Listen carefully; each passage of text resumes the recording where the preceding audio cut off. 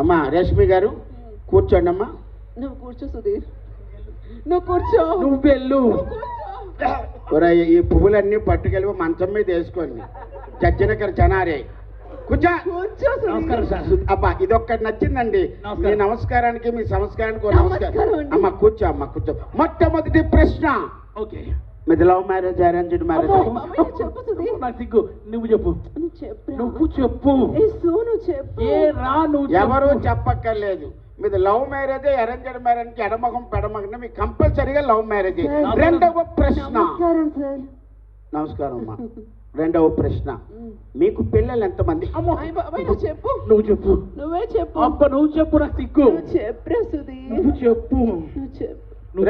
చెబుతావా చెప్పించి కొట్టమంటావా? నమస్కారం సార్.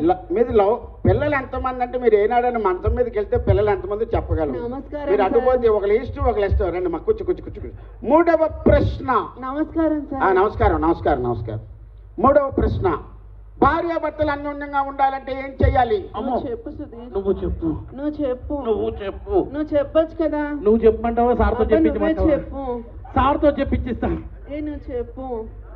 ఇదిగో మా బావగారు పురుష్ నువ్వు చెప్పు. నాయనా, మా బావగారు బొడ్డు వెంకట్రావు గారు ఉన్నారు. హరిచంద్ర నువ్వు చెప్పు. అన్యోన్యంగా ఉండాలంటే అన్యోన్యంగా ఉండాలంటే అన్యోన్యంగా ఉండాలంటే భార్య మాట్లాడేటప్పుడు ఏం ఎదురు మాట్లాడకుండా ఉంటే ఒక్కసారి క్లాప్స్ ఇవ్వండి. హలో సార్ ఇందాక చూశాను సార్ మీరు ఏం చేశారు.